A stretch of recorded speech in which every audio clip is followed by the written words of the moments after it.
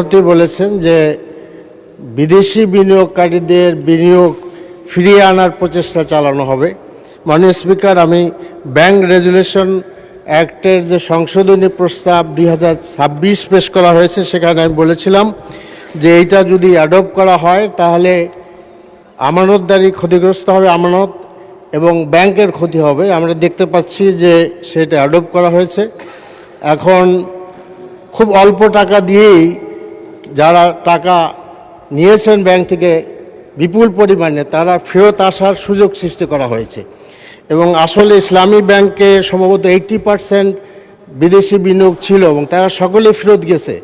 দুইটার সাথে কীভাবে মাননীয় অর্থমন্ত্রী অ্যাডজাস্ট করবেন আমি জানি না। এখন তো দেখছি যে ব্যাংকের সামনে মিছিল হচ্ছে এস আলমকে ফিরিয়ে আনতে। আমি শেষ করে ফেলছি।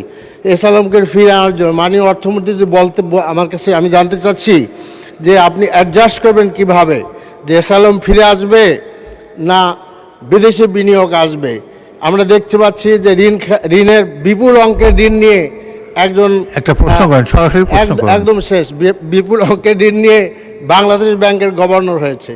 অন্যদিকে জলিল সাহেবের আপনার ডাইরেক্টরশিপ চলে গেল, সে জামাত ইসলামী করেন, অথচ বাংলাদেশ ব্যাংকের গভর্নর তিনি বিএনপির আপনার নির্বাচনী কমিটির একজন সদস্য।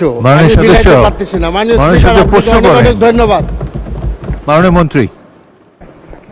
মাননীয় স্পিকার, আমি আগেই তো বলেছি বিএনপির অর্থনৈতিক পরিকল্পনায় কোনো ব্যক্তির কোনো সুযোগ নাই।